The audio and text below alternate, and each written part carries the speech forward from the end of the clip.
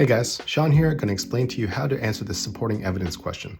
So we have this passage about the mere exposure effect, which indicates that people, according to the mere exposure effect, people prefer people or things based on their familiarity. Then they give an example: university students will primarily create friendships with those residing in the same dormitory. The increased interaction among students living in the same dorm causes them to prefer those students. So the relationship that we're looking for is this increase of social interaction, or I guess it could be in interaction with a thing as well, leads to social or material preference. So we're looking for this increased interaction and an increase in this preference. So when we look at answer choice alpha, a platoon of soldiers who fought together in the Vietnam War remain closer friends with each other than with those outside their platoon.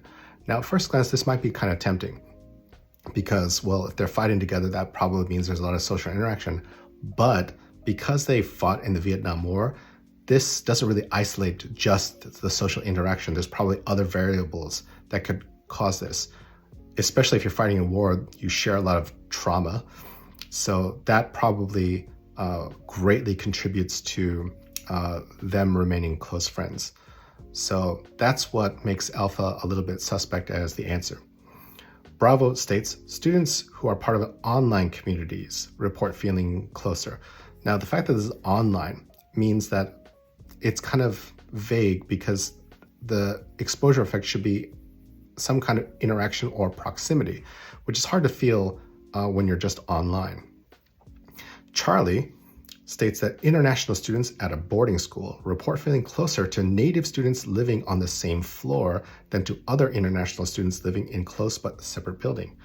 So this better illustrates this mere exposure effect, because in this case, these international students, according to their background, they might have a greater affinity or penchant to hang out with other international school students, but that's not the case. In this case, these students are closer to native students or non-international students living on the same floor in the same dorm.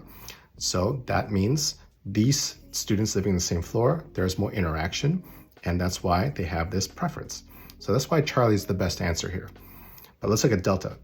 Workers at a hospital are more likely to date coworkers who regularly work during the same shift.